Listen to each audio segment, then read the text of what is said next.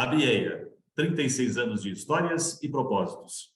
Quer saber mais? Andar na frente? Associe-se, inscreva-se no canal, compartilhe com os amigos e ative o sino de notificações. Pelas próximas semanas, vamos conhecer histórias fantásticas com empresários que revolucionaram o nosso segmento. Iniciamos a série de entrevistas Os Notáveis do Alto Adesivo. A entrevista de hoje é com Renato Torres, o fundador da Torres Etiquetas. Muito obrigado por participar da ABE Entrevista. Renato, como você começou no segmento gráfico? Na verdade, eu fui criado no interior, mas numa cidade muito pequena, e eu resolvi vir para São Paulo em busca de alguma coisa um pouco melhor. E aqui eu fui trabalhar de vendedor numa empresa de etiquetas de um senhor, chamava-se... a empresa chamava-se Fitlar. O proprietário, o senhor Juliano, foi funcionário da 3M, onde ele conheceu o setor, e depois ele montou uma pequena empresa com apenas uma máquina de fabricar etiquetas. E nesta empresa eu consegui o emprego visto pelo o anúncio pelo jornal e me apresentei e lá comecei a trabalhar como vendedor de etiquetas. Tive algumas explicações dele e fui para a rua começar a fazer negócios. Após pouquíssimos meses, para você ter uma ideia, eu cheguei aqui em julho de 72. Pouquíssimos meses eu aprendi tanto sobre etiquetas que a empresa ficou pequena. Eu vendia mais do que a empresa poderia fazer, porque só tinha uma máquina de fabricar etiquetas. E com isso eu precisei arrumar uma outra empresa para fornecer os pedidos que eu conseguia tirar do mercado. Então, apresentado pelo próprio Juliano, que era um colega dele também, uma concorrente, mas também colega, que também tinha trabalhado na 3M, eu conheci uma outra empresa que chamava-se... hoje fabrica... Até existe ainda a empresa, é um fabricante de papel, chamava-se Bobinex.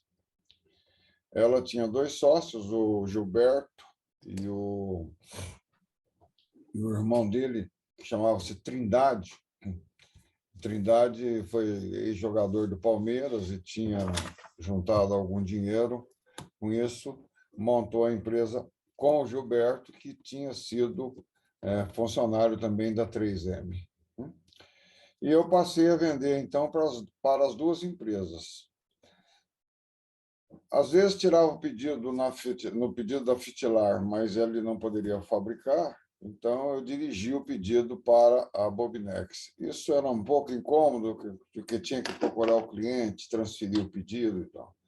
Com isso, eu me senti na obrigação de abrir uma empresa de representação. E assim nasceu a Torres, em fevereiro já de 73. Você vê, 6 meses, 7 meses, eu já tive que abrir a representação. Aí, como já tinha que abrir mesmo, abri como representação em comércio. E, sendo representante das duas empresas, aí alavanquei um volume maior de pedidos e começou a tomar corpo a empresa, né? Eu sou formado em mecânica, estudei mecânica em Guaratinguetá, na Escola Industrial de Guaratinguetá, que hoje é FATEC.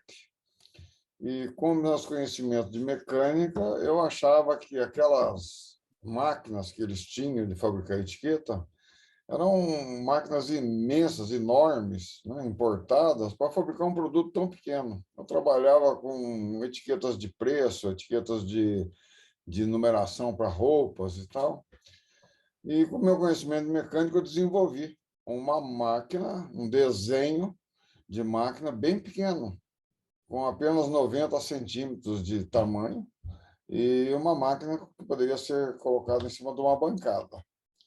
Com esta máquina, como era um desenho novo, eu inclusive pedi patente da máquina e construí essa máquina assim, fiz todos os desenhos da máquina e construí a máquina fazendo peças numa oficina, noutra, juntando essas peças. Eu montei essa máquina e com essa máquina eu mudei a empresa de comércio e representação para Torres Indústria e Comércio. Esta máquina foi a primeira máquina fabricada aqui no Brasil, né? As outras demais eram importadas. E com esta máquina, então, abri a empresa e comecei a produzir e também continuei como representante das duas outras empresas. Eu fabricava alguns produtos, alguns eu levava para a Fitilar, alguns eu levava para a Bugnex.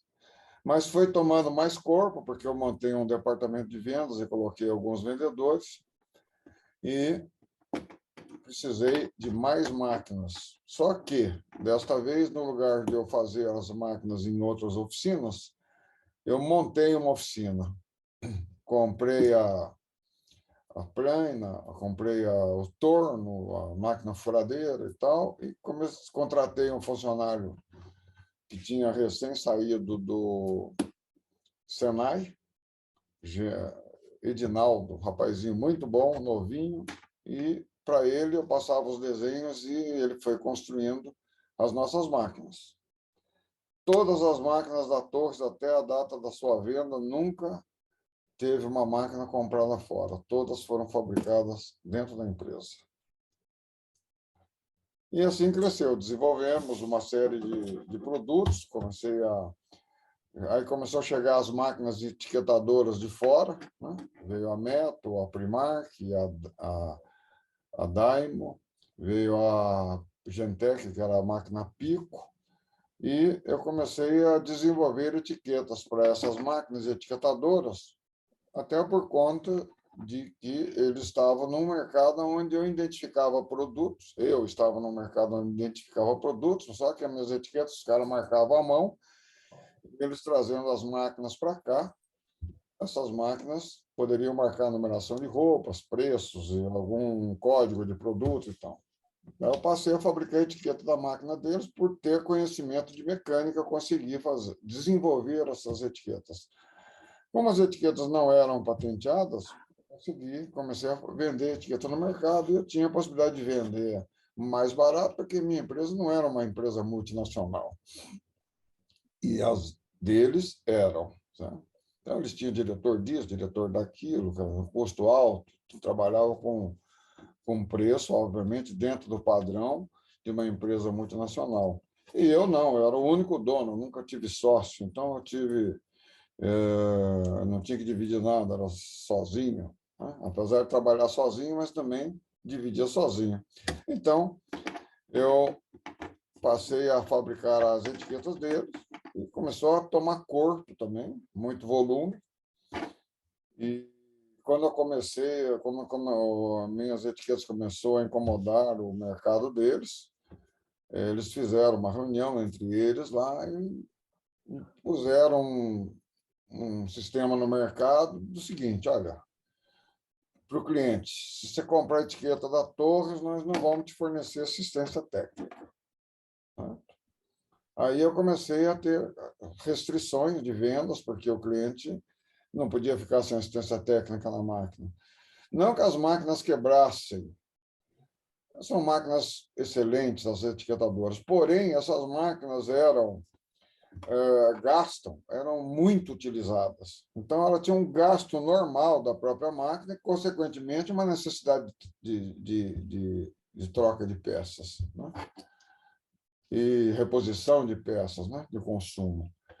Bom, visto que eles começaram a restringir o mercado para mim e eu não podia, muitos grandes clientes e bons clientes começaram a não poder mais comprar as etiquetas que eu produzia, eu pensei comigo, bom, a única alternativa que eu tenho agora é fabricar uma etiquetadora. Aí eu desenhei uma etiquetadora, a etiquetadora Torres, e produzi a máquina e comecei a colocar a máquina no mercado, né? Ia vender etiqueta para o cliente, ele falava que não podia comprar por causa da assistência técnica. Então, eu oferecia minha máquina em troca da máquina dele, às vezes nem vendia, oferecia em troca, e assim eu fui colocando minhas etiquetadoras no mercado. Depois de mais ou menos umas 10 mil máquinas que estavam no mercado, nós tínhamos 2 Kombis com 2 técnicos fazendo essa reposição de peças no mercado.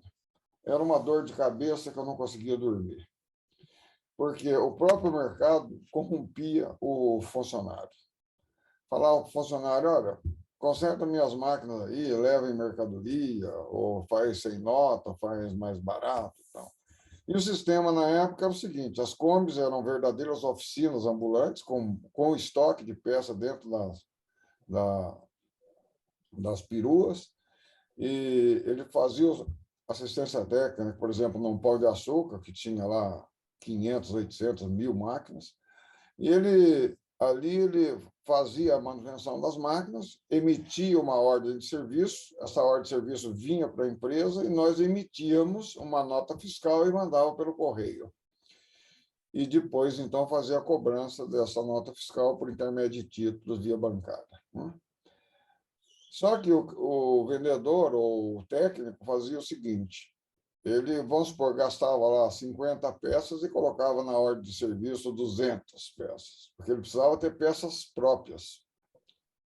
Com isso, roubava o cliente, porque ele trazia uma ordem de serviço com 200 peças, a gente tirava a nota, cobrava as 200 do cliente, e ele ficava com as peças para ele, e ele começava a fazer assistência técnica paralela, particular dele. E a gente não conseguia atender os clientes, porque ele saía com uma relação de clientes para visitar e todo dia voltava sem conseguir atender todo o programa do dia. Sempre tinha muito trânsito, furou o pneu da perua, teve alguma confusão. Com isso, comecei a ter também, não conseguia dormir, muita dificuldade de solucionar esse caso. Foi onde me surgiu a ideia de... Aí, neste momento, a Gillette lançou no mercado a Gillette descartável, certo? Eles tinham um aparelho de Gillette, a Gillette era descartável. Era um aparelhinho de plástico com Gillette e tal. Quando eu conheci aquele aparelho de Gillette descartável, eu pensei comigo, puxa vida, essas peças que se desgastam na etiquetadora poderia ser descartável. Assim, eu não precisava do técnico. Vendo a etiqueta, vendo as peças para o cliente, então, pode fazer sua manutenção sem a necessidade do técnico.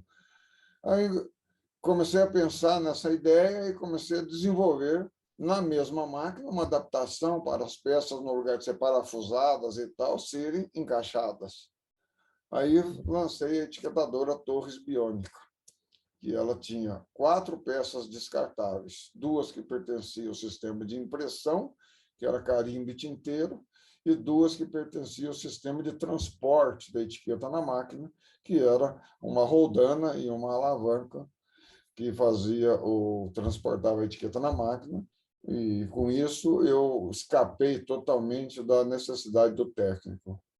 Aos poucos, troquei essas 10 mil máquinas que estavam no mercado, a essa altura já eram mais, e entrei com a etiquetadora Torres Biônica, então não precisava mais de técnico no mercado, nós tiramos as peruas de fora da rua, e a etiquetadora começamos a vender muita máquina no interior, nos lugares mais longes, aí invadimos todo o Mato Grosso, Goiás, Amazonas. Aí foi para o Brasil inteiro, entrou no Paraguai, entrou na Bolívia, no Peru, para o Chile, e aí cresceu. A empresa cresceu em cima disso. Em seguida, a Filizola trouxe dos Estados Unidos uma balança eletrônica e começou a vender, ou importar e desenvolver essas balanças eletrônicas e colocar no mercado. E mais para frente um pouquinho, ela resolveu trazer um etiquetador.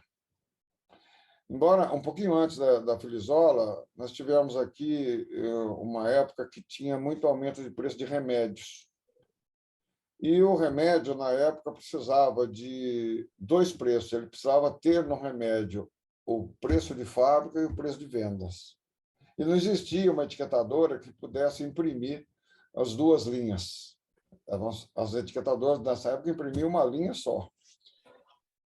Então, surgiu uma máquina no mercado que chamava Olímpia, era uma concorrente da Olivetti. Eles fabricavam máquinas de datilografia e fabricavam também as calculadoras, né?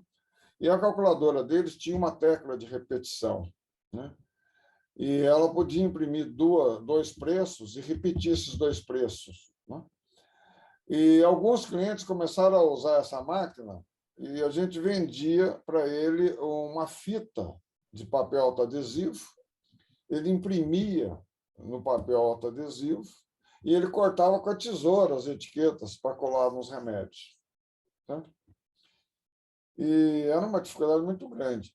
E o técnico, o chefe de manutenção da Olímpia aqui no Brasil, Hans, chamava, um alemão, ele, vendo isso, me chamou e nós fizemos uma reunião e perguntou se existia a possibilidade de a gente fabricar uma etiqueta que rodasse na máquina.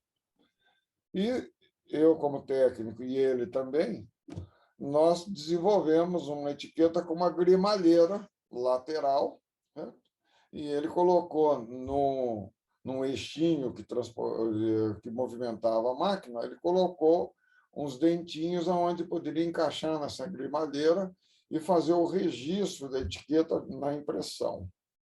E eu desenvolvi a etiqueta e ele fez essa adaptação na calculadora e assim nós conseguimos vender, eles conseguiram vender máquinas impressoras para o mercado inteiro de farmácia, foi uma loucura. E eu vendi as etiquetas. Vendeu tanta máquina calculadora, tanta etiqueta na época, que eu ganhei uma viagem para a Alemanha para conhecer a fábrica da Olímpia, lá na Alemanha. Tá? O presidente da empresa mandou para mim e minha esposa, na época, as passagens, todas as despesas pagas, tá? E para fazer uma visita na fábrica. E eu fui para a Alemanha, fiquei alguns dias lá, aproveitei e fiz algumas viagens lá na Europa, conheci Portugal, conheci tal. Isso foi em 1982. E foi um impulso grande também na empresa nessa época. E, em seguida, então, que surgiu a Filisola com as balanças, e a Filisola trazendo os etiquetadores para o Brasil, precisava de alguém para desenvolver as etiquetas dos etiquetadores aqui, etiquetadores importados. E eu estava em muita evidência no mercado, e a Filisola, então, o Dr. Rubens lá, que era o dono da Filisola, me chamou, nós estivemos lá. Ele tinha trazido um técnico dos Estados Unidos, o Gary, e esse técnico trabalhava na empresa que fornecia os equipamentos para ele nos Estados Unidos. Eles desenvolveram um setor de assistência técnica aqui e passaram a precisar do desenvolvimento das etiquetas. Assim, eu desenvolvi as etiquetas para ele. Eles vendiam os etiquetadores com as balanças, já ia a minha etiqueta dentro do equipamento, e, com isso, o cliente já passava automaticamente a comprar etiquetas da Torres. Foi outro impulso bastante grande, e assim nós crescemos. Quando foi em 84, nós tivemos o caso do 84 para 85, nós tivemos o caso nós tivemos, não, a entrada da Jaque aqui no Brasil. Tinha a Fasson, a Jaque entrou aqui, acho que em 82, 81, por aí. Eles dividiram o mercado, né? E eu fiquei como cliente da Jaque. Tinha um consumo muito grande de etiqueta na época, em torno de papel, em torno de 400, 500 mil metros quadrados de papel na época. E eu tinha que comprar só da Jaque, da Fasson era mais caro para mim, a Jaque eu tinha um desconto especial. E quando a Jaque entrou e fez o acordo com a Fasson, o que aconteceu? O preço subiu muito. Eu fiquei muito chateado com aquilo, porque foi uma alta assim, um pouco brusca, e eu comecei a pesquisar a produção de papel. Falei, vou fabricar um papel.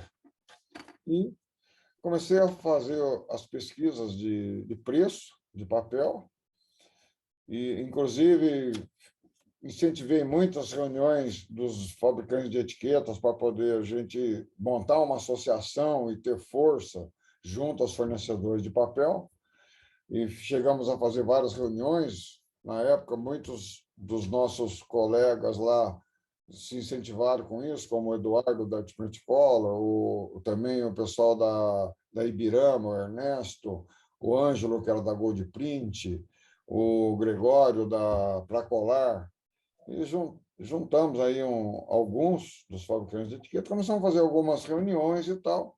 Foi onde nasceu a BIEA. Eu sou fundador da BIEA, junto com lá 8 ou 9 colegas e montamos essa associação com a intenção de fazer frente aos fornecedores de matéria-prima. Mas, independente disso, eu continuei pesquisando a papel e via que o preço do papel, o preço da cola, que era de Guaratinguetá, lá da BASF, e o preço do papel siliconizado, juntando tudo, era muito baixo em relação ao preço que a gente comprava o papel da Jaque ou da Fasol. Aí, eu indo ao Ayambi, numa feira de FISPAL, chamava feira de indústria alimentícia, tinha uma empresa fabricando rótulos para cerveja. Essa empresa chamava-se Bafema, né? Eles estavam imprimindo rótulos para cerveja numa máquina de rotogravura.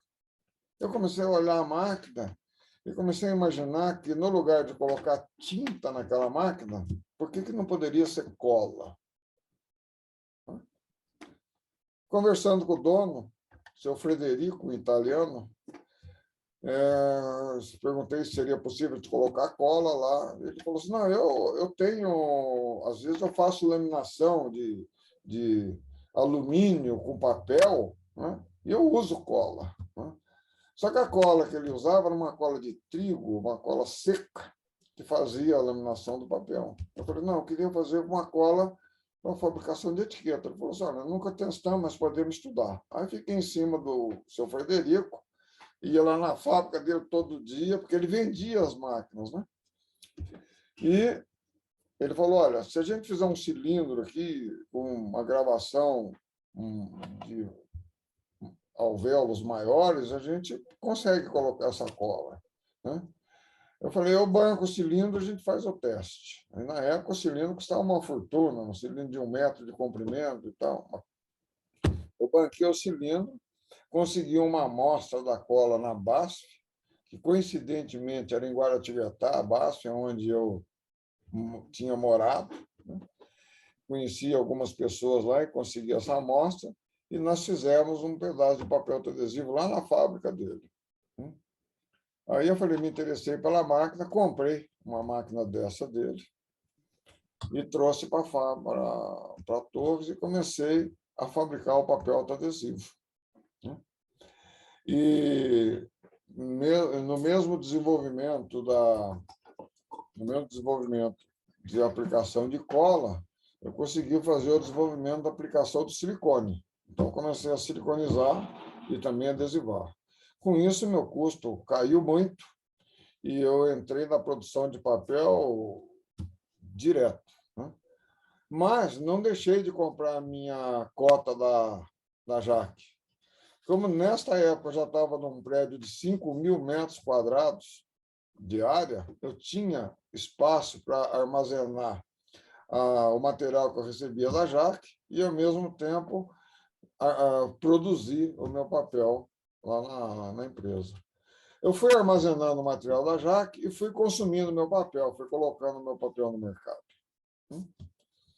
E, quando foi em 88, eu resolvi fabricar o adesivo, estudando o papel. O papel adesivo tem 4 componentes: o liner, o silicone, o adesivo e o papel frontal, né? Dos 4, qual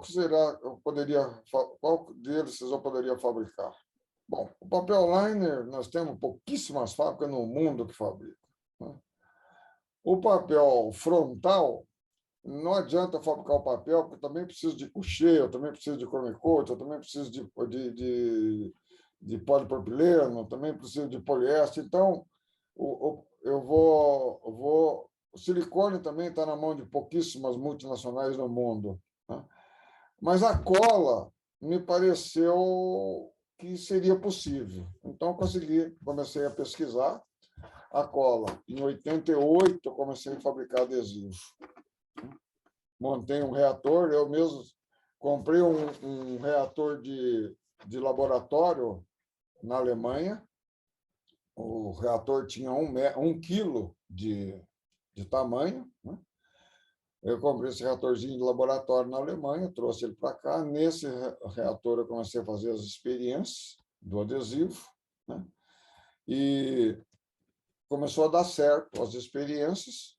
Quando eu vi que dava certo, tinha um amigo meu que trabalhava na companhia de papéis Piraí, no Rio de Janeiro, onde ele tinha um laboratório, eu mandava as amostras para ele, ele fazia o teste lá.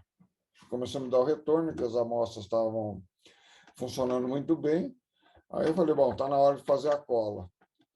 Não tinha um reator no mercado para vender, mas eu tinha um reator de 1 quilo para servir de modelo. Eu desenhei esse reator 1000, multiplicado todos os movimentos e tamanho dele por 1000, no lugar, e fiz um reator de 1 tonelada, construído dentro da própria empresa. Mandei fazer a panela fora da empresa, de uma empresa de caldeiraria, e montamos esse reator lá na Torres. E na primeira produção de cola, de 1 tonelada, a cola ficou perfeita. Nunca perdemos nenhuma produção de cola. Aí, todo dia, fazia cola. Com a produção de papel e a produção de cola, já não tinha mais para ninguém. Eu avancei muito, cheguei a 430 funcionários. Filiais com prédio próprio, 4 capitais: Porto Alegre, Curitiba, Belo Horizonte e Rio de Janeiro. Toda estruturada com gerente, vendedor, office boy, secretária e até estoque. E em São Paulo, nós tínhamos 3 gerentes de vendas, um fazia a região sul, outro fazia São Paulo, outro fazia a região norte, junto com o centro-oeste, que era uma região um pouco mais fraca. Representantes em todos os... Aliás, vendedores registrados em carteira em quase todas as capitais, as maiores capitais. As menores, nós tínhamos representantes. E alguns lugares, por exemplo, no Rio Grande do Sul, a gente tinha filial em Porto Alegre, mas tinha mais 2 representantes no interior do Rio Grande do Sul, né? No Paraná, a mesma coisa. A gente tinha filial em Curitiba, que atendia uma região, e tínhamos representante no interior do Paraná. Essa foi a estrutura montada. Fabricando etiquetadora, etiquetas de balança, né? Etiquetas para farmácia, papel autoadesivo e adesivo. E assim foi. Quando foi em 89, eu tive um golpe muito grande, que foi o seguinte: o prédio que eu estava, esse prédio de 5.000 metros quadrados, era alugado na Moca. E o dono pediu o prédio. Pediu o prédio, era uma tecelagem antes, ele pediu o prédio, um problema de família, pediu o prédio, eu tive que entregar o prédio. E, com isso, eu comprei um terreno, errei neste caso, eu deveria ter comprado um terreno na Zona Leste, acabei comprando lá em Itapevi. Comecei a procurar terrenos e achei um terreno muito interessante em Itapevi, acabei comprando um terreno em Itapevi. E lá construí um prédio a toque de caixa, um terreno, na época, tinha 100.000 metros quadrados o terreno, tá? E construí um prédio com 7.000 metros quadrados. Lá, mudei a fábrica assim, meio na correria. Com isso, eu perdi praticamente todos os funcionários que nós tínhamos aqui, porque quase todos trabalhavam na Zona Leste. Neste momento, nasce a RR com os nossos funcionários. Então, isso para nós foi um baque bastante grande. O Reinaldo fazia negócios com a gente, já distribuía etiquetadoras da Torres, O Mário também era representante nosso lá era distribuidor também nosso lá em Minas Gerais, o Mário da Red, né? E com essa mudança para Itapevi, eu tive um problema muito grande. Perdi muitos clientes, tive que transferir muitos clientes para a própria RR, porque eles começaram a ter estrutura aqui para atender. Mas depois, com o tempo, dei uma recuperada. Recuperei. Né? E a empresa foi sempre muito sólida, nunca trabalhei com um empréstimo bancário. Tudo que eu comprei à vista. Né? E foi isso. Recebi o prêmio máximo da Associação Brasileira de Supermercados, a Abras. Em 1984, eu recebi o troféu Ponto de Encontro, que foi a única empresa do setor gráfico que recebeu esse prêmio. Participei da fundação da ABAC, Associação Brasileira de Automação Comercial, que hoje é a GS1. Financei várias viagens na época, antes da associação, porque a associação queria ser aberta em cunho privado. E, na época, tinha o governo militar. O governo militar tinha uma secretaria que chamava SEI, Secretaria Especial de Informática, e essa secretaria autorizava a abertura da ABAC, desde que o diretor, o presidente da associação, fosse nomeado pela SEI. E isso não era interessante para a gente. Começamos a visitar, a buscar, procurar o ministro da Indústria e Comércio na época, que era o ministro Camilo Pena. Ele era, sendo ministro da associação, aliás, do ministro da Indústria e Comércio, a SEI estava subordinada a ele. Até que conseguimos, com o ministro, autorização para abrir a ABAC em cunho privado, sem a interferência da SEI, no sentido de ter diretor da SEI na associação. E assim foi aberta a associação. Eu não entrei no estatuto da associação, porque eu era fornecedor. Mas quem participou ativamente, inclusive financiando, ajudando na abertura da empresa, como fornecedor, era eu, a Filizola e uma empresa que chamava Dismac, que fabricava computadores e máquinas registradoras na época.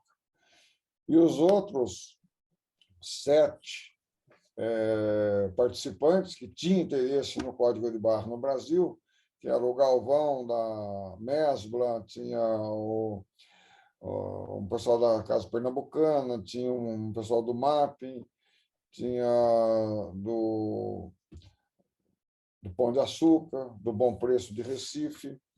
E essas pessoas, como eles eram interessados na utilização do código de barras, então eles que ficaram como fundadores da associação. Aí participei da associação ativamente, comecei a entender de código de barras, fui fazer um curso nos Estados Unidos sobre código de barras, fiz uma palestra no primeiro congresso aqui no Brasil sobre etiqueta de código de barra, que foi no Maxfield Plaza, em 1984. Tenho aqui todos os documentos, inclusive fotografias do congresso e o convite do congresso, tudo isso ainda tenho comigo aqui. E nessa ida minha, ao fazer o curso nos Estados Unidos de código de barras, eu trouxe algumas máquinas impressoras de código de barras de lá, que inclusive tenho comigo aqui ainda. Quem sabe um dia vai fazer um museu sobre isso. E, entrando no código de barras, eu precisei a Ricoh, que é o inventor do papel térmico. Eu conheci a Ricoh num congresso que eu participei como expositor na Bélgica, em 86, e passei a ser representante da Ricoh aqui no Brasil, com papel térmico. E assim iniciamos aqui alguma coisa no código de barras, né? Máquinas importadas, imprimindo o código de barras aqui. Isso também cresceu muito. Eu fiquei muito forte no setor de etiquetas para balanças, que eram impressas também. Depois, além de preço, passou a imprimir também o código de barras. E a Torres foi isso aqui.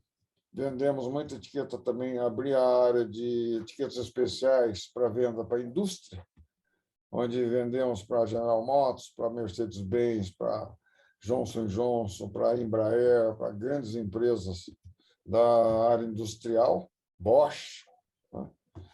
E etiquetas especiais, etiquetas contra rasgo, etiquetas contra produtos químicos, né? E desenvolvi também a primeira etiqueta de sangue, de controle de sangue para o Hospital das Clínicas.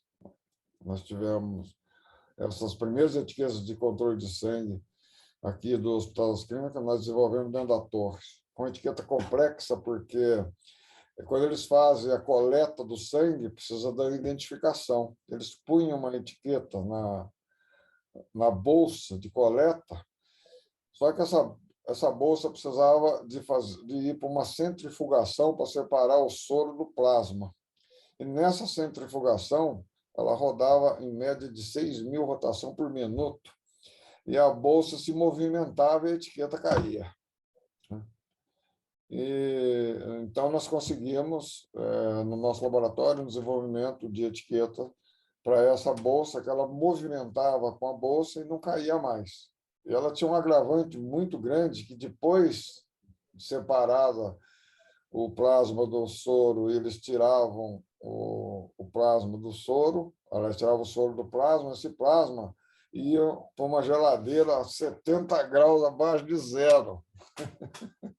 E a etiqueta tinha que se sustentar na embalagem, né, até o dia que fosse usar esse sangue, né?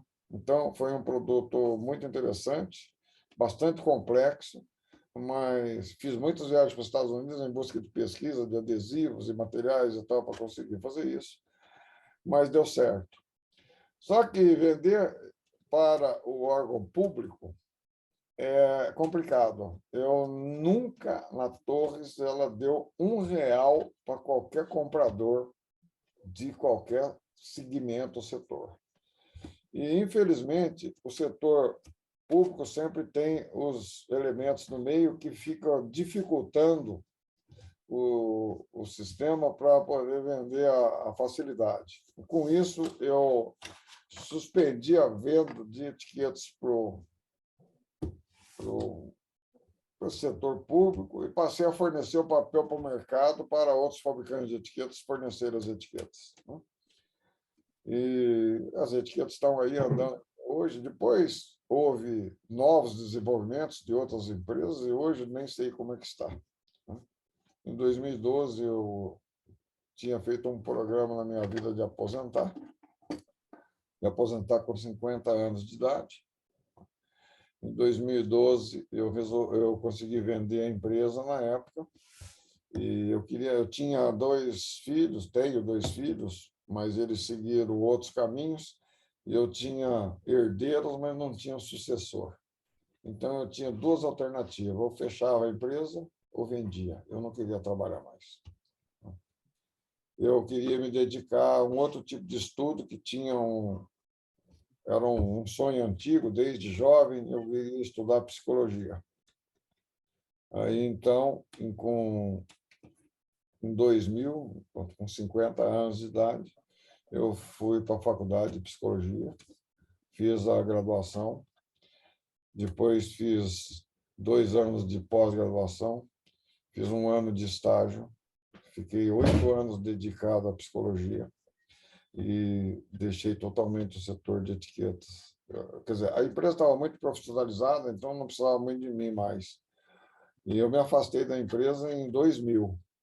E quando foi 2012, o Banco Pactual surgiu com interesse na empresa.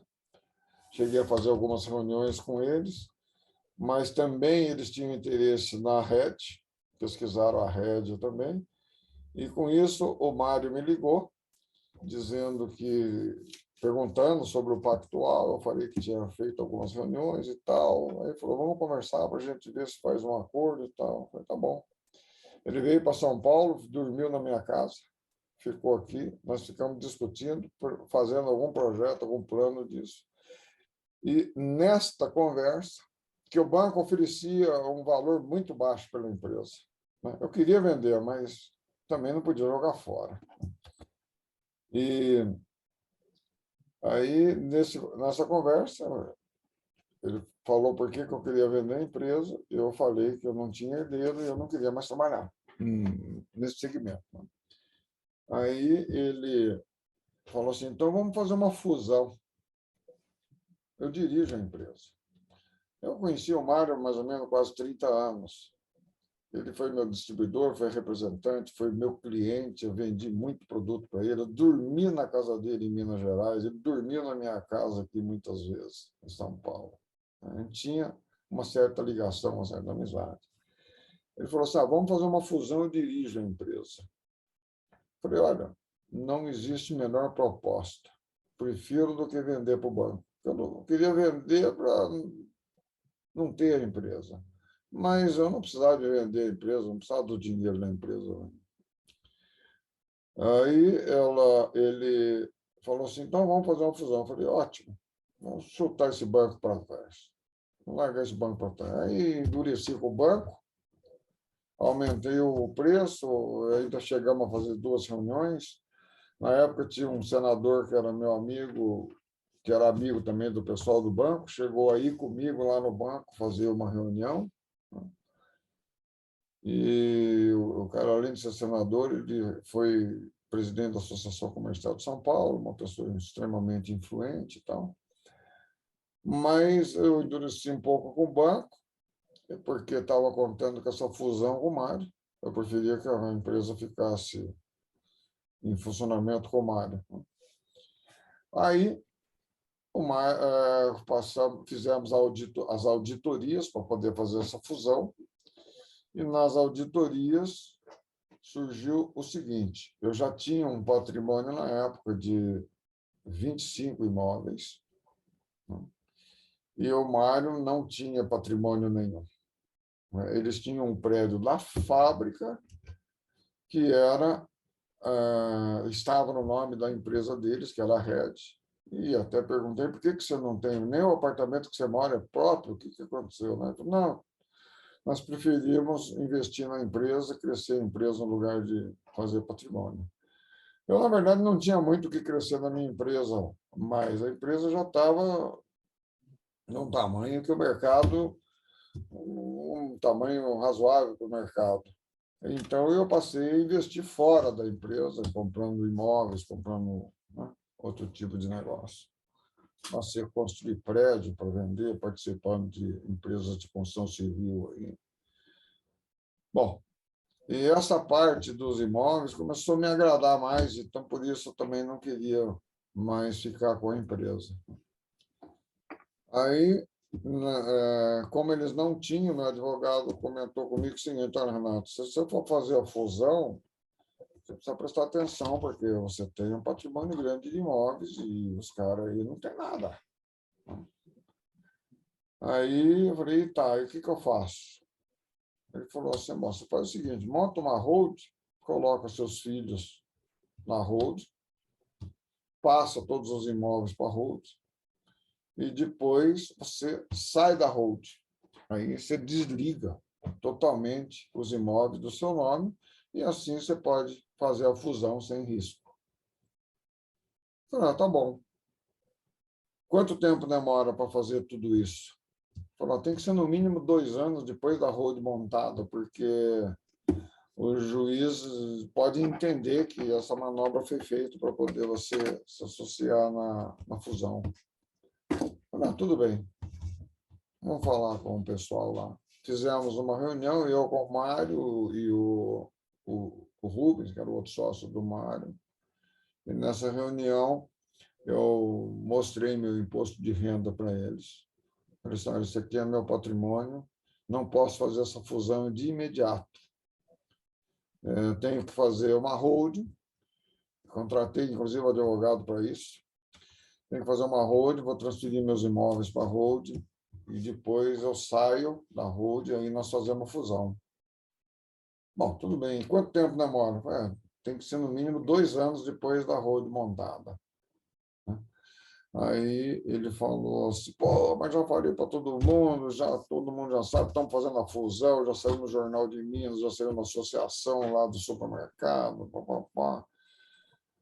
Eu falei, Mário, então compra a empresa, pô. Se quiser de imediato, não tem outro jeito, não vou fazer a hold agora, não vou fazer a fusão agora. Eu falei, mas não tem dinheiro para comprar a Torres, né? Eu falei assim, a gente monta um esquema aí, você vai conseguir. Como? Eu falei assim, olha, nós dois juntos temos aqui mais de 50% do mercado, né? Desse mercado de codificação, que a outra parte era da RR. A gente subia o preço 5%, tá? 5%, porque em muitos clientes, por exemplo, em muitos clientes em Minas Gerais, Mato Grosso, para cima de Espírito Santo, naquela região, até no Rio de Janeiro, a gente brigava no cliente. Por exemplo, a Fiat estava lá em Minas, eu fornecia para a Fiat e o bairro estava toda hora cutucando lá, né? Então, se a gente subir 5% no preço, a gente faz o seguinte, sobe 5%. Dos 5%, mais ou menos 1%, 1,2%, 1,5% é imposto dos 5%. Né? 1,5% a 2%. Do que sobrar dos 5%, obviamente não vai subir os 5% de imediato, tem um gap aí para poder chegar nisso, mas a gente tira 2% do faturamento e você me dá os 2% do faturamento. E vai pagando desse jeito. Pode demorar 5, 10, 15 anos, não tem importância. Fechamos o preço na época, num valor de 18 milhões. Para ele pagar desta forma. Era extremamente viável e possível de prosseguir com isso. E assim fechamos o acordo. A empresa tinha, na época, 6,5 milhões de ativos, realizava a curto prazo, que era títulos a receber, estoque pago, porque eu trabalhava muito com importação, eu não contava, praticamente não comprava nada no Brasil. Papel, eu comprava tudo importado. E comprava da Finlândia, da Itália, da Espanha, dos Estados Unidos, volume altíssimo de papel dos Estados Unidos, em matéria de liner, tudo vinha dos Estados Unidos. E entreguei a empresa com ele, com esse caixa, para ele pagar apenas 2% do faturamento das duas empresas para mim, por mês. E assim aconteceu, transferi a empresa, fizemos um contrato, um acordo, transferi a empresa para ele, ele começou a pagar. Pá, pá, pá, certinho. Todo mês, fechava os dois faturamentos, fazia uma planilha, me creditava o dinheiro. E assim foi durante quase 2 anos, 1 ano e 8 meses. Depois de 1 ano e 8 meses, entrou um sócio não, entrou um parente dele no grupo. Entrou um parente dele no grupo, e o parente falou assim, pô, o parente auditor, alguma coisa assim, comentou com ele o seguinte, pô, por que você está pagando o Renato? Paga na justiça, faz um acordo mais barato. Aí parou de pagar. Parou de pagar e falando que estava com dificuldade, uma reclamação besta aqui e ali, tal, uma desculpas relativamente muito esfarrapada e tal, mas parou de pagar. A amizade que a gente tinha foi relevando, esperando. Esperei quase 8 meses, 9 meses, quase 1 ano depois, entrei na justiça para receber. E está lá na justiça até hoje, não recebi mais nenhum tostão. Assim, essa foi a história da Torres. Nunca tive um protesto, Eles tentaram pegar empréstimo bancário na Torres, logo que pegaram a empresa, não conseguiram, porque a empresa não tinha histórico de empréstimo. Nunca peguei empréstimo em banco, nunca descontei duplicata. Tá? Sempre trabalhei com capital próprio, estoque alto. Fiz algumas remodelações na empresa, quando surgiu aquela época lá, aquele assunto de terceirização, tal. Na época, vendi os prédios das filiais, né? E montei representações, dei uma enxugada na empresa, ela chegou até 430 funcionários, era muito grande, né? E depois foi reduzindo, também automatizamos muita coisa, chegamos a ficar um bom tempo com 250, 240 funcionários. Depois reduzi mais ainda, quando entreguei para o Mário, tinha 140 funcionários. Renato, deixa eu aproveitar e explorar uma coisa que você acabou não tocando no assunto, tem a ver com gestão, e me parece que é muito relevante, que é a questão do software, né? Você acabou sendo uma das primeiras empresas a implementar um software de gestão, um ERP, e ele tinha características, pelo que você conta, que até hoje nós não temos disponíveis nos nossos softwares. Você pode contar um pouquinho essa história e como é que ele funcionava efetivamente? Bom, tinha uma empresa, eu comprei os primeiros computadores que vieram para o Brasil, eu comprei um. Exatamente no primeiro lote, porque era proibido importar por causa dessa Secretaria de Informática. Certo?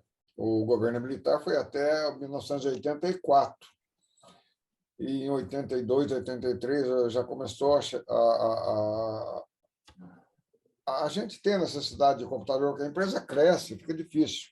Eu tinha uma máquina da Olivetti, chamava-se, não lembro bem o nome, mas era uma máquina que você tinha os cartões perfurados com o nome do cliente e tinha os cartões perfurados com o código do produto.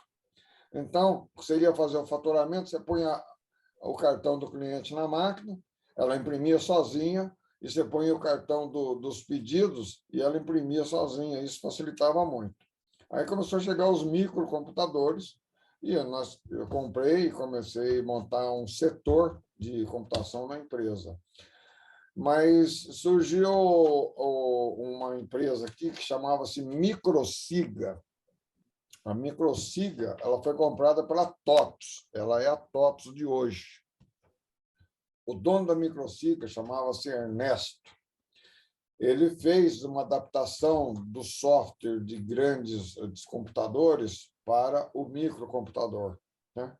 Na verdade, não era bem um microcomputador, você tinha 3 tamanhos de sistema de computador. Você tinha os grandes computadores, não sei dizer exatamente os nomes, os grandes computadores lá da IBM e tal, mas você tinha os computadores médios, né? E os computadores microcomputador.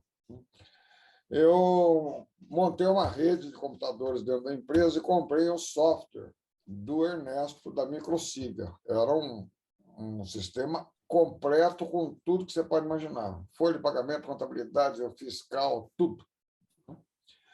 Só que tinha uma coisa, como eu tinha indústria, eu queria comprar o software, eu queria comprar o software com fontes, né? Com fontes, porque nas apresentações que tinham, sempre a gente tinha que ficar preso à assistência técnica deles. Toda vez que fosse fazer uma mudançazinha no software, tinha que trazer um técnico deles, marcar a hora e tal.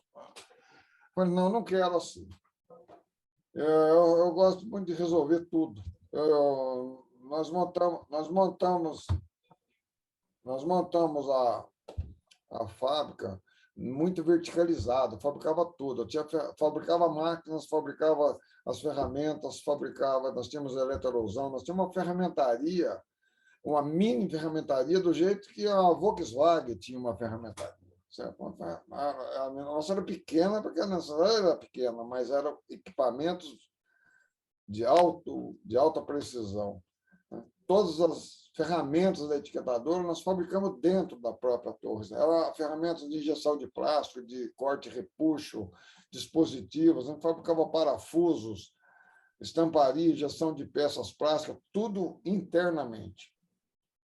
Eu queria o software com fonte. E era um negócio difícil de conseguir. Você não consegue no mercado comprar fonte de nada. Mas eu insisti com o Ernesto, e na época ele tinha comprado um terreno na Brasleme, na Casa Verde, aqui em São Paulo. E esse terreno, ele comprou o terreno para construir o escritório deles, né? Da Microsiga.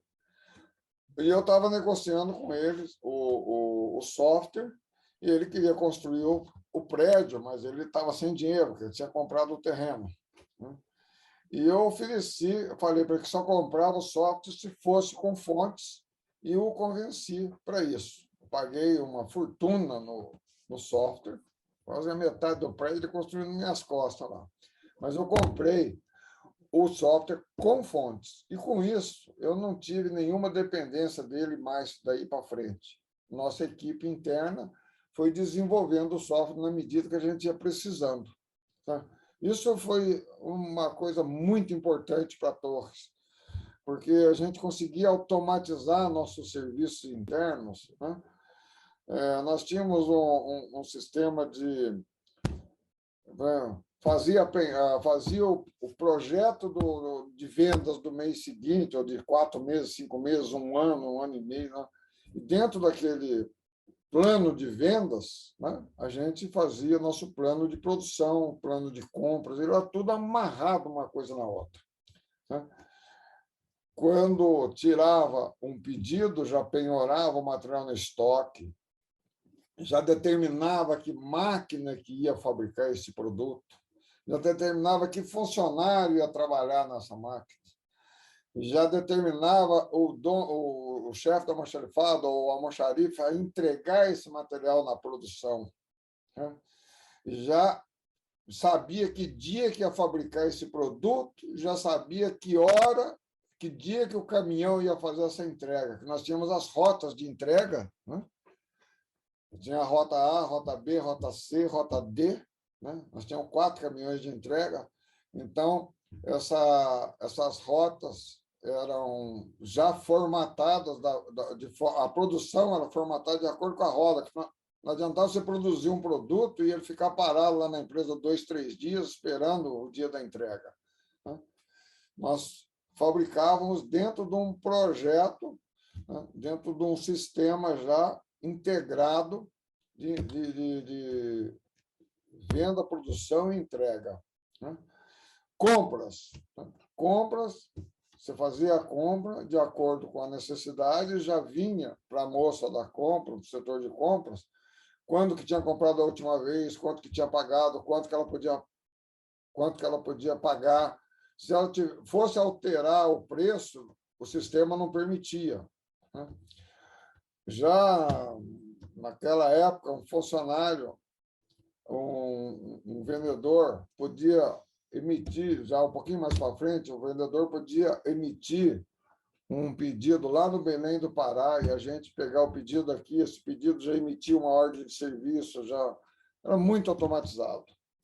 Eu cheguei ao ponto de ligar as impressoras, porque toda impressora tem um motor, e foi lançado no mercado um sistema que chamava inversor, que é um equipamento que controla o motor da máquina.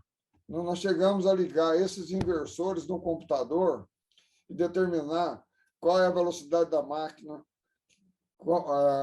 A máquina tinha 3 funções, ou 3 sistemas de parada, acerto e velocidade de produção, né?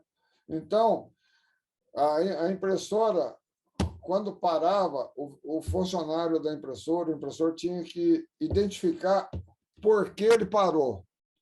Então, ele punha lá, parei para trocar a bobina de papel da máquina que acabou, certo? Então, o sistema marcava que hora que ele parou e que hora que ele recomeçou. Quando ele recomeçava numa velocidade pequena, que era uma velocidade de acerto. E, em seguida, ele passava para a velocidade de produção. Então, nós sabemos quantas voltas o motor deu, certo? Dentro de um pedido.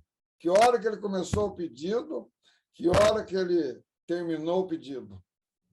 Você vê o nível de controle que chegamos a ter por causa da automação. Graças a ter a possibilidade de mexer num software, né? Ter os fontes do software para a gente poder conseguir fazer isso. Né? A empresa teve sucesso por causa disso. Eu busquei muita coisa fora do Brasil, eu viajei muito para fora, eu visitei muitas indústrias. Eu fiz um curso em 88, 89, fiz um curso no Japão de 45 dias, ministrado pela Faculdade de Engenharia da Universidade Federal de Tóquio. E esse curso me ajudou muito, porque o curso era Estudos Avançados, o nome do curso, né? Estudos Avançados de Produção. Né? E esse curso foi ministrado com duas formas, que era a parte teórica e a parte prática. Nós íamos nas indústrias japonesas conhecer o que a gente aprendia na teoria. Né? E, com isso, eu consegui melhorar muito a nossa produtividade aqui no Brasil, consegui automatizar muita coisa. Só para te dar um exemplo, eu fui numa indústria de rolamentos e peças lá da japonesa, eles tinham máquinas injetoras de plástico. Eles fabricavam muitos tipos de peças, né? E eles tinham um setor isso me chamou muita atenção, nunca esqueço disso. Ele me chamou a atenção que eles tinham um setor de produção de peças plásticas, injeção de plástico. Né?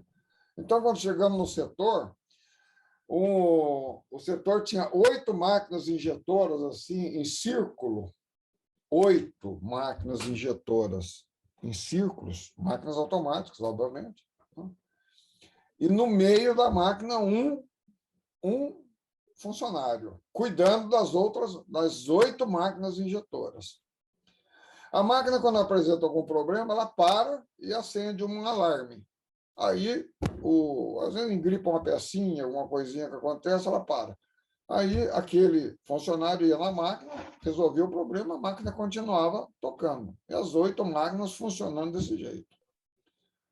Aí, a Torres, neste momento, tinha 2 injetoras plásticas, né? Também semiautomáticas. E essas 2 máquinas tinham 2 funcionários trabalhando, uma em cada máquina. Tinha um outro funcionário que era o especialista em colocar a ferramenta na máquina e fazer a programação dela. E ainda tinha o supervisor da mecânica e o gerente da mecânica. Veja só. Lá no Japão, é impressionante. Lá não tem negócio muito de gerente, não. Lá você tem um gerente da fábrica e o resto é funcionário. Né? Aí eu falei, puxa vida, lá na torre nós temos praticamente 3 pessoas, que eram os 2 funcionários de injeção de plástico, e mais o cara que coloca a ferramenta. Nós temos 3 pessoas para tocar 2 máquinas. Aqui nós temos um japonês para tocar 8 máquinas.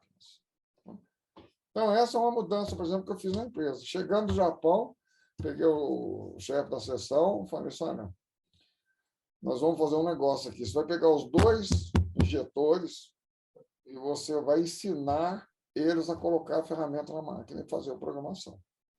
Isso demorou 2, 3 meses, mas aconteceu. O funcionário que colocava a ferramenta na máquina foi demitido. E os 2 injetores passaram a colocar a ferramenta na máquina. Porque depois que você coloca a ferramenta e faz o programa, a máquina trabalha sozinha. Tá? Muito bem. Ela tem um alimentador do granulado de plástico, que é um funil grande que tem em cima da máquina. Você enche aquilo ali de granulado de plástico, ela vai trabalhando sozinha, vai soltando as peças. Né? Aí, depois que esses 2 funcionários estavam bons para colocar a ferramenta e cuidar da injeção de peças, eu falei, João, agora nós vamos virar uma máquina para outra aqui, né?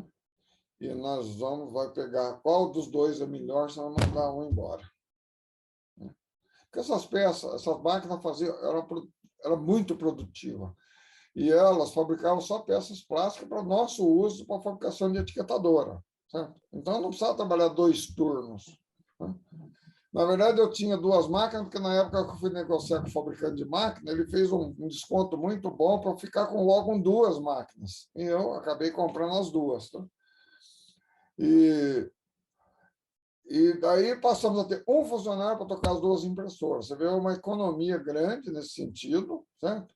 Mas muito melhor do que essa própria economia foi a cultura. Certo? A cultura. Começamos a fazer isso em outros setores da empresa. Né? E assim começamos a diminuir, obviamente, a quantidade de funcionário e a produtividade, sem derrubar a produtividade. Então, esse curso me ajudou muito. Muito, muito, muito. Eu, com isso, trouxe a ideia também do 5S, lá do Japão, né? Que eu fiz o curso de 5S lá no Japão. Em seguida, o ISO. Né?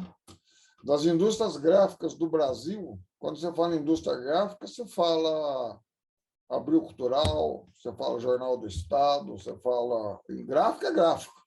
Cartonagens, fabricação de rodas de cerveja, aí, aquela empresa grande que tinha na Marginal, não lembro mais o nome. Das indústrias gráficas brasileiras, né, a Torres foi a primeira a fabricar a ter o ISO 9001.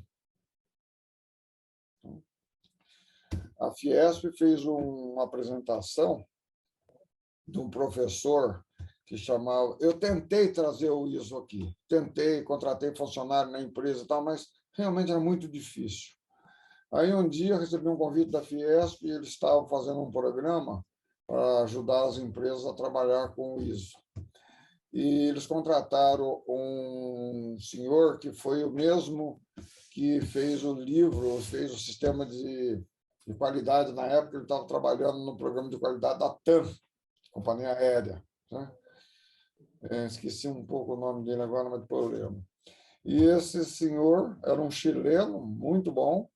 Eu fui assistir a palestra dele lá na Fiesp, e quando terminou a palestra, o diretor da Fiesp falou o seguinte: olha, quem quiser fazer um programa de qualidade com o Júlio Lobos, ele chamava, Júlio Lobos, o dono da empresa, a Fiesp vai pagar metade do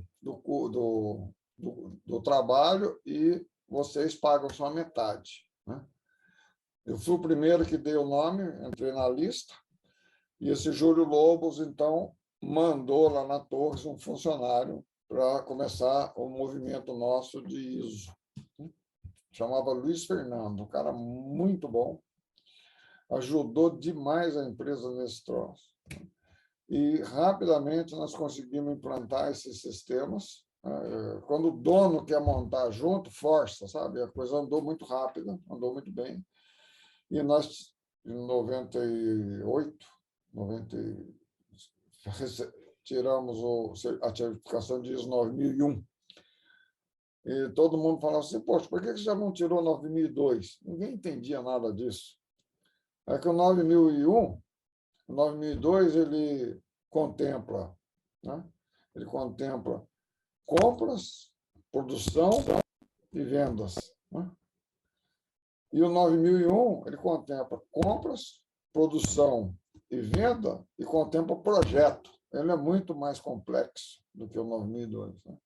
Então, nós introduzimos o 9001, que era o mais complexo, e fiz questão de ser certificado pela BVQI, que foi a primeira empresa no mundo a fazer certificações de ISO 9000. Eles que criaram o ISO 9000 na Inglaterra, com a intenção de melhorar a qualidade dos navios, que a Inglaterra foi um dos maiores fabricantes de navio do mundo. Eles tinham um problema quando o navio entrava na água, que apresentava o problema já era tarde, eram difíceis de solucionar. Então, o ISO foi criado com a intenção de ter a certeza de que, quando chegasse o navio na água, ele tivesse rigorosamente correto, sem nenhum problema, para poder não trazer transtorno depois. Essa história da Torre. Tinha 22 anos quando cheguei em São Paulo, e com 22 anos eu mantenho a Torres. Hoje eu estou com 72. Vou fazer agora em agosto, 72 anos. Tranquilo. Renato, a tua história é um depoimento fantástico, é uma verdadeira aula. Diga para nós aqui que conselho você pode dar para os novos empreendedores que sonham em ser o futuro Renato Torres. Bom, primeiro ponto é realmente estudar bastante. Tá? Eu fiz muitos cursos, muitos cursos. Pra você ter uma ideia, eu conheço 64 países. Tá? Viajei bastante, visitei muita indústria, muitas empresas. Fui na China 3 vezes, né? Conheci a Austrália, a Nova Zelândia, conheci a Europa inteira, de ponta a ponta. Conheço a América do Sul inteira, de ponta a ponta, o Caribe. Os Estados Unidos eu conheço que nem a palma da mão. E isso me ajudou demais. Você visitar indústrias, buscar informações fora, fazer parcerias com o pessoal de fora, né? O estudo, os cursos pequenos, cursos às vezes de 5 dias, 10 dias, sei lá, às vezes até de horas, que nesse curso que eu fiz no Japão, 45 dias, foi um curso mais longo lá, né? Um curso caríssimo, eu gastei na época $30 mil para fazer esse curso, né? Você vê, $30 mil seria R$150 mil, né? Para fazer um curso, né? Mas eu tinha disponibilidade de fazer isso, porque o que você aprende, você pode manter uma gestão firme, sólida, com conhecimento, né? Se você pesquisar, você sempre vai conseguir aprender e vai conseguir introduzir na sua empresa melhorias, né? A melhoria constante dentro da empresa é muito importante, né? Outra coisa, um bom tratamento aos funcionários. Eu também recebi a medalha Anchieta na Câmara Municipal de São Paulo, porque antigamente as empresas não tinham assistência médica. A assistência médica era do INPS, certo? Aí começou a surgir um movimento das empresas darem assistência médica privada ao funcionário, certo? E quando nós entramos na empresa, quando nós contratamos a empresa privada para dar assistência médica ao funcionário, a primeira empresa que deu assistência médica a toda a família do funcionário foi a Torres. E este ato que nós fizemos, né, de dar assistência médica gratuita a todos os funcionários da empresa e aos seus familiares, foi um caso relativamente meio inédito na época aqui no Brasil, né? E esse reconhecimento foi feito pela associação, pela Câmara Municipal de São Paulo, e eu recebi a medalha Anchieta como uma condecoração deste ato que eu tomei e implantei dentro da empresa, que isso poderia ser seguido por outras empresas, né?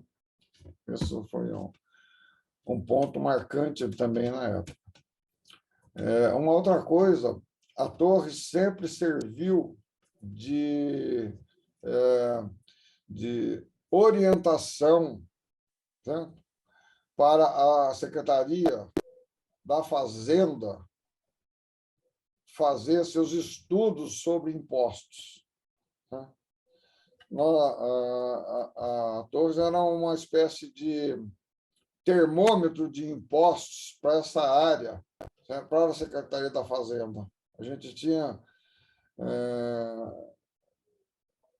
eu não sei falar o nome, mas era um piloto da Secretaria da Fazenda para eles entenderem os impostos dessa área de etiquetas, porque, na verdade, era um setor relativamente novo, né? E eu, como era dono sozinho, eu não tinha sócios, né? Na verdade, quando eu abri a empresa, eu abri coloquei 1% no nome de uma namorada, inclusive, porque eu não tinha nem parente aqui para a gente fazer isso aí. Né? Era solteiro, 22 anos de idade. Então. Depois, quando eu casei, eu não era mais essa namorada, eu tirei dela e passei para minha esposa esse 1%. E depois, mais para frente, eu me separei, esse 1% foi para minha filha. Ela ficou com esse 1% na empresa. Então, eu sempre tive que ter o controle da empresa, um controle interessante, é muito bom, porque não trabalhava, por exemplo, sem nota na empresa, porque se eu tivesse trabalhado sem nota, teria que pagar comissão sem nota, teria que pagar funcionário sem nota. E uma coisa muito importante que eu tive na empresa, e acho que isso é um ponto, um fator interessante, é o seguinte: dê um salário pequeno ao funcionário e dê participação para ele no faturamento. Não no lucro, no faturamento bruto. Então, por exemplo, todos os chefes nossos de setores, supervisores, líderes de setor, setores que não tinham líderes, né? Que eram muito pequenos, né? Setor assim, de 2, 3 funcionários, tinha algum setor nesse sentido. Então, ele tinha um salário pequeno, né? E tinha uma comissão no faturamento. 0,3%, 0,2%, 0,1%, coisas desse tipo. Né? E, com isso, ele fazia o salário dele. Então, eram os funcionários sempre muito interessados no faturamento da empresa. Vender, vender, vender. Se tinha alguma devolução, era descontado. Então, a gente trabalhava muito em cima de reclamações de clientes, se tivesse, para solucionar, e aquele problema nunca poderia aparecer. Então, quando o funcionário ganha, ele é sócio da empresa nesse sentido, o salário dele está formatado dentro de uma comissão de faturamento da empresa, ele se interessa para a empresa faturar, para a empresa ir para frente. E tem uma coisa mais importante ainda. Se você tiver 1, 2, 3 funcionários no meio desse setor, que não liga muito para isso, os outros funcionários que ligam, põem ele para fora. Certo? Você cria uma fiscalização dos outros funcionários sobre o funcionário que não quer produzir, ou que não tem interesse em produtividade, ou não é um bom funcionário, vamos dizer assim. Certo? Se ele é um funcionário que está prejudicando o faturamento, está lento, não está dando a produtividade que precisa e tal.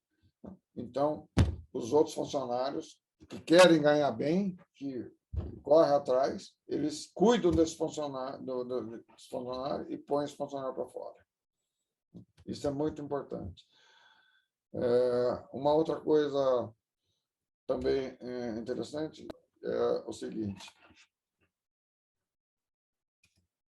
no plano nós tínhamos um projeto que foi introduzido pelo governo, que era a participação do funcionário nos lucros da empresa. Um bom programa disso, para poder dar aquele bônus no fim do ano. Certo?